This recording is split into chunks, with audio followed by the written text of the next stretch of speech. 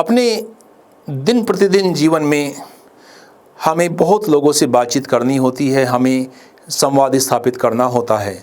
चाहे आप एक स्टूडेंट हो, चाहे आप एक बिजनेसमैन हो या पॉलिटिशियन हो या किसी भी अवस्था में आपको अपने जीवन में बहुत लोगों से बात करनी होती है और संवाद स्थापित करना ही पड़ता है। जीवन में सफलता प्राप्त करने के लिए इफ़ेक्टिव कम्युनिकेशन का होना बहुत आवश्यक है। बिकॉज जब तक कम्युनिकेशन इफेक्टिव नहीं होगा, हम अपनी बात को दूसरे व्यक्ति को प्रभावी रूप से नहीं बता पाएंगे। हमने बोल भी दिया, हो सकता है उसको समझ ना आए। आज एक कहानी के माध्यम से मैं आपको कम्युनिकेशन में संदर्भ की महत्ता को बताऊंगा कि कैसे बिना संदर्भ को समझे, बिना कॉन्टेक्स्ट को समझे, बिना कल्चर को समझे हम अपनी बात को कभी दूसरे को बता ही नहीं सकते। हो सकता है कि उसका परिणाम बहुत ही घातक निकले, उसका परिणाम बहुत ही नेगेटिव हो जाए। बहुत समय पहले की बात है, कोका कोला कंपनी ने निर्णय लिया कि वो सऊदी अरब में अपने प्रोडक्ट को लॉन्च करेगी। प्रोडक्ट लॉन्च किया, लेकिन ज़्यादा इफ़ेक्ट नहीं हुआ। लोगों ने उसको बहुत जल्दी एक्सेप्ट नहीं किया। कंपनी बड़ी जल्दी में थी। कंपनी ने सोचा कि भाई जो दुनिया के सबसे अच्छे कैंपेन मैनेजर्स हैं, जो ऐड डिज़ाइन करते हैं, उनको बुलाया जाए और उनमें से जो सबसे बढ़िया कैंपेन बनाएगा उसको हम सऊदी अरब भेजेंगे, वो हमारे ऐड कैंपेन को लॉन्च करेगा। तो कंपटीशन कराने के बाद एक रॉबर्ट लैंगस्टन नाम के ऐड मैनेजर को चयनित किया गया, उसका चुनाव किया गया। वो दुनिया में बहुत फेमस था। अमेरिका में बहुत सारे कैंपेन उसने डिज़ाइन किए, उसने जापान में डिज़ाइन किए, उसने यूरोप में डिज़ाइन किए और पूरी दुनिया में उसकी ख्याति थी। जब भी कभी किसी भी कंपनी को बड़ी समस्या आती तो रॉबर्ट का नाम याद करते थे और उसको अपनी कैंपेन की जिम्मेदारी देते थे। अब रॉबर्ट ने जिम्मेदारी ली because he was a champion, he like challenge, और वो जहाज़ में बैठकर पहुंच गया सऊदी अरब। जैसे ही एयरपोर्ट से बाहर आया, उसने देखा चारों तरफ डेजर्ट है, बहुत गर्मी है, सूखा है, और वो हंसने लगा कि यहाँ पे कैंपेन लॉन्च करना, कोका कोला कैंपेन डिज़ाइन करना तो एक बच्चे की खेल के बराबर है। It's child's play. बिकॉज सूखे में, डेजर्ट में, गर्मी में कोक तो लोग पिएंगे ही, तो इसमें तो कोई बड़ी बात है ही नहीं।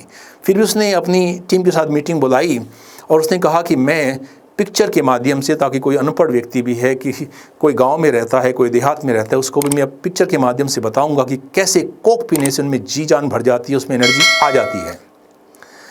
तो उसने 4 पिक्चर बनाई। पहली पिक्चर में एक व्यक्ति धूप में चल रहा है, थका हुआ है और एनर्जी पूरी तरह से उसकी एग्जॉस्ट हो चुकी है, ही इज़ बियरली वॉकिंग। दूसरी पिक्चर में वो चलते चलते उसको कोका कोला की दुकान दिखाई देती है, वो दुकान को देखता है और वहाँ से कोक लेके पी लेता है। तीसरी पिक्चर में उसमें ऊर्जा भरी होती है, वो दौड़ रहा होता है गर्मी और सूखे का ध्यान लगाए बिना। और चौथी पिक्चर में वो एक ट्रॉफी उठाए हुए हैं, जैसे इसने कुछ जीत लिया हो, उसके चारों तरफ लोग हैं, वो जश्न मना रहे हैं। तो पर्पस ये था कि भाई पहली पिक्चर में जब उसने कोक नहीं पिया, वो थका हुआ है, उसने कोक पीने के बाद एनर्जी लिया, तेज़ दौड़ने लगा और उसने चैम्पियनशिप जीत ली, या वो एनर्जी से भर के अपनी जीवन की उपलब्धियों को प्राप्त कर पाया। मैसेज बड़ा सिंपल था, इफ़ेक्टिव भी था और लोगों को आसानी से समझ में आने वाला भी था। लेकिन कैंपेन लॉन्च किया गया, शहरों की दीवारों पर ये चारों पिक्चरें लगवा दी गई, एक के बाद एक। पहले एक पिक्चर आती, उसके बाद दूसरी पिक्चर आती, उसके बाद तीसरी पिक्चर आती। बसों की साइड्स में पिक्चर लगवा दी गई। हर जगह सिटीज़ को छाप दिया गया इन पिक्चरों से कि पहली पिक्चर, दूसरी पिक्चर, तीसरी पिक्चर, चौथी पिक्चर। लेकिन कुछ हफ्तों के बाद पता लगा कि कोका कोला की सेल जो थी वो भी और कम होने लगी है। सभी लोग चिंतित हुए। कोका कोला की बोर्ड ने मीटिंग बुलाई भी, ऐसा कैसे संभव है कि जो पहले सेल थी वो भी कम हो गई। रॉबर्ट तो इतना फेमस कैंपेन मैनेजर है, इतना अच्छा कैंपेन डिज़ाइन किया, ऐसा क्या ब्लंडर हो गया। तो रॉबर्ट ने अपनी टीम के साथ सिटी का भ्रमण किया, देखा कि यार क्या हो रहा है। और जब उसने लोगों से बात की ग्राउंड पे जाके, उसको पता लगा कि सऊदी अरब में लोग लेफ़्ट टू राइट नहीं पढ़ते बल्कि राइट टू लेफ़्ट पढ़ते हैं। कि पहले ट्रॉफी वाली पिक्चर देखी लोगों ने जब जश्न मनाया जा रहा है, दूसरे में वो तेज़ी से दौड़ने वाली पिक्चर देखी, और तीसरी पिक्चर में उसने कोका कोला पी लिया, और चौथी पिक्चर में देखा कि उसमें तो एनर्जी बची नहीं है, चल ही नहीं पा रहा है। तो लोगों को लगा कि जो इतना बढ़िया चैंपियन था, इतना तेज़ दौड़ता था और कोक पीने की बात तो चल ही नहीं पाता, इट मीन कोका कोला तो बहुत ही हानिकारक पदार्थ है।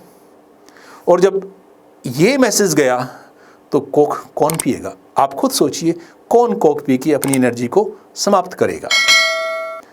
जब ये गलती हुई तो कैंपेन को रीडिज़ाइन किया गया, नया कैंपेन लॉन्च किया गया, डायरेक्शन बदली गई और लेफ़्ट से राइट की बजाय पिक्चरों को अब राइट से लेफ़्ट अरेंज किया गया और अचानक कोका कोला की सेल बढ़ने लगी। महीने दर महीने, हफ्ते दर हफ्ते सेल बढ़ती गई। इस कहानी से हमें सीख मिलती है कि संदर्भ को समझे बिना आप अपनी बात को कभी भी इफ़ेक्टिवली कन्वे नहीं कर सकते।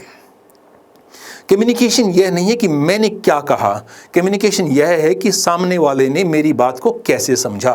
सो व्हाट डू यू से is not important, what others understand, what others interpret, that is important because that is going to complete your communication.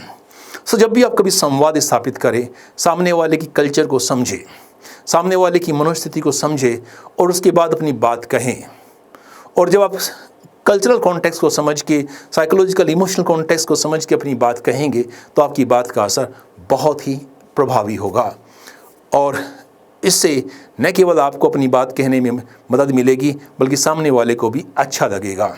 अगर आपको ये कहानी पसंद आई, इससे आपको कुछ सीख मिली तो कमेंट सेक्शन में लिख के बताइए और वीडियो को लाइक और शेयर कीजिए। All the best, God bless you.